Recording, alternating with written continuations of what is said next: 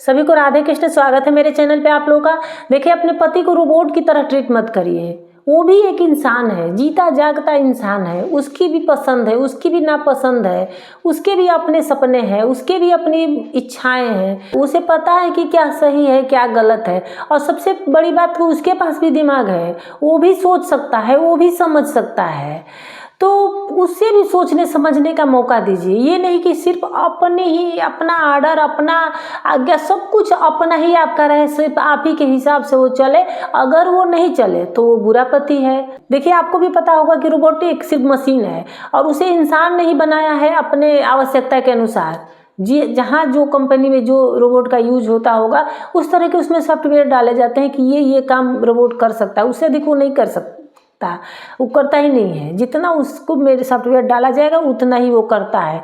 तो ये तो इंसान है। तो आप भी उसी तरह सोचोगे कि हमारा पार्टनर भी बिल्कुल रोबोट की तरह करे। हम जितना सुनाए उतना ही वो सुने, जो हम दिखाएं वही वो देखे। किसी को बुरा कहे तो ठीक है, वो भी बुरा कहे, वो अच्छा कहे तो वो भी अच्छा कहे। अगर दिन को रात कहे तो भी रात कहे, रात को दिन कहे तो वो भी कहे। मतलब कि वो अपने तरफ से वो कुछ भी ना करे, अपने दिमाग का इस्तेमाल वो बिल्कुल भी ना करे। और ऐसा करते करते लोग क्या करते हैं कि अपने पार्टनर के अपने बिल्कुल फीलिंग ही ख़त्म कर देते हैं।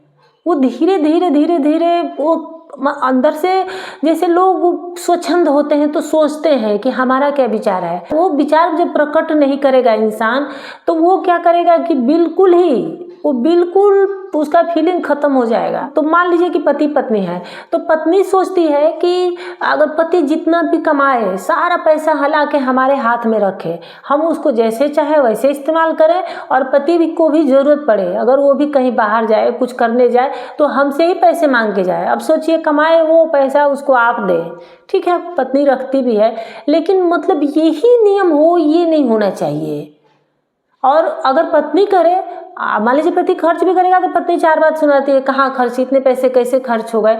और वही पत्नी चाहती है कि हम पैसे का इस्तेमाल करें, हम पैसे खर्च करें। पति एक बार भी ना पूछे कि पैसे तुमने क्या किए। अगर वो पूछ दिया कि पैसे कहाँ गए, इतना पैसा दिया था, तुमने क्या किया, तो ये बातें चार लोगों तक पहुँच जाएगी कि मेरा पति तो मुझसे हिसाब लेता है। तो सोचिए कि जब उसी की कमाई का हिसाब जब पत्नी लेती है तो उसे कितना बुरा लगता होगा। ना ही हम घूमने जाएँ, किसी से मिलने जुलने जाए तो वो टोका टाकी करे, कोई सवाल पूछे, ना ही वो ज़्यादा खाने की डिमांड करे कि ये बना दो वो बना दो। मतलब बिल्कुल हम महारानी की तरह रहें। तो सोचिए कि पति के कमाई पर आप महारानी की जैसे रहें और पति नौकर की तरह रहे, ये कहाँ संभव है। तो आपको ये सोचने की ज़रूरत है कि देखिए, महारानी का पति नौकर नहीं होता है। अगर आपको भी महारानी बन के रहना है, रानी बन के रहना है, तो पति को भी राजा बनाइए, महाराजा की तरह रखिए, तब आप रानी महारानी की तरह रहती हैं। वो घर आपका चलाता है, ठीक है, पत्नी भी कमाती है, वो भी घर चलाती है, लेकिन फिर भी दोनों की मर्जी चलनी चाहिए, दोनों के अपने विचार होने चाहिए, दोनों की अपनी सोच होनी चाहिए। जिम्मेदारी दोनों की है तो बोलने का हक भी दोनों का होना चाहिए, सोचने का हक भी दोनों का होना चाहिए। देखिए, जब दो लोग होते हैं तो उनके विचारों में मतभेद हो सकता है, मतभेद होता है, जिसकी बातें ज़्यादा अच्छी लगती है उसकी मानी जाती है। लेकिन यहाँ तो मनभेद चल रहा है। मतभेद तो शायद सुलझ सकता है, लेकिन जब मनभेद हो जाता है तो वो कभी नहीं सुलझ सकता। अब पत्नी की बात करते हैं, तो पत्नी का काम सिर्फ घर में खाना बनाना, झाड़ू पोछा, बर्तन कपड़ा नहीं करना है, ठीक है, ये तो उसका अधिकार है, ये करती है, खुशी खुशी करती है।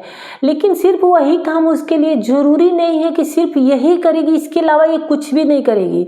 तो इससे इतर भी उसकी भी कुछ इच्छाएं हैं, तो उन इच्छाओं को भी ध्यान रखना चाहिए। मान लीजिए कि रोज़ पति के बच्चों के पसंद का खाना खा रही है, तो किसी दिन उसके पसंद का भी खाना घर में बनना चाहिए, किसी दिन उसके पसंद का भी खाना मन मार के भी, चलो ठीक है, उसको अच्छा लग रहा है, चलो आज हम भी, क्योंकि रोज़ वो खा रही है अपनी पसंद। कोई भी पत्नी अगर जाती है खाना बनाती है तो खुद को ध्यान में नहीं रखती है, वो पति को ध्यान में रखती है। अब पति तो चलो थोड़ा साइड हो जाता है, जब बच्चे हो जाते हैं तो बच्चों के का ध्यान रख करके उसी हिसाब से खाना बनाती है। मान लीजिए पति को कुछ बड़ा काम करना है, कुछ करना है, कुछ करने जा रहा है, तो अपनी पत्नी की भी राय ले सकता है कि ये करने जा रहे हैं, क्या सही है क्या गलत है। ठीक है, अगर राय वो देगी तो इससे उसका भी दिमाग विकसित होगा, वो सोचेगी समझेगी। एक बार अगर गलत राय दे देगी तो दूसरी बार वो सोचेगी, गलत हो जाएगा तो कि ये करना चाहिए। तो दिमाग देखिए सोचने से समझने से विकसित होता है,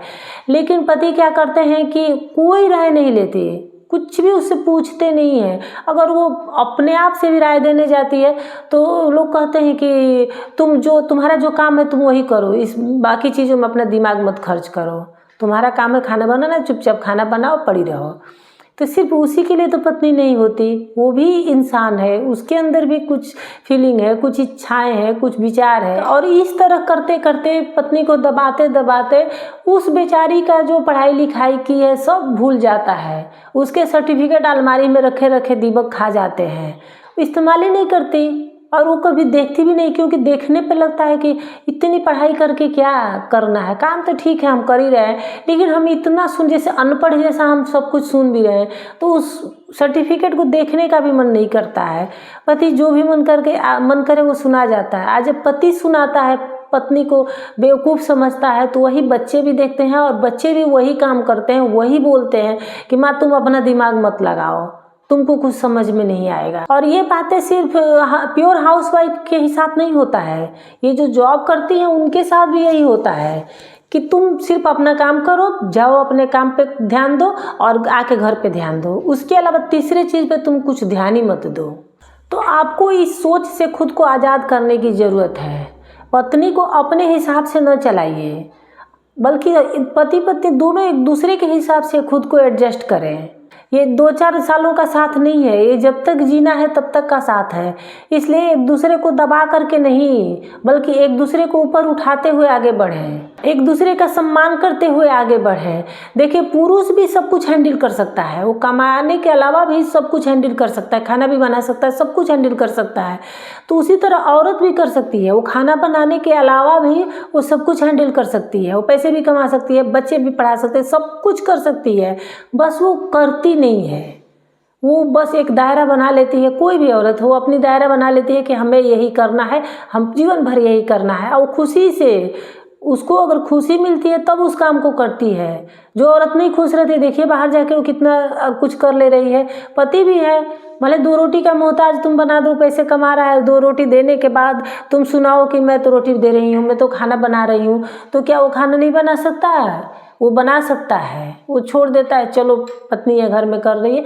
तो इसलिए एक दूसरे की इच्छाओं का सम्मान करो, एक दूसरे के बारे में सोचो। अगर पति रोक टोक करता है तो इसका मतलब ये है कि वो आपकी परवाह करता है, वो आपको मजबूत बनाता है, वो आपको समझदार बनाता है, ताकि कल को ना भी रहे तो आप सब कुछ अच्छे से संभाल लो। और पत्नी देखिए जब खाना बनाती है तो सारी चीज़ों को संतुलन करना सीख लेती है, क्योंकि खाना में सब कुछ जब संतुलित मात्रा में पड़ता है तभी खाना अच्छा बनता है, स्वादिष्ट बनता है। तो उसी तरह एक औरत ही जान सकती है कि जीवन को भी कैसे स्वादिष्ट बनाया जा सकता है, अपने घर को कैसे तड़का लगा के छौंकला।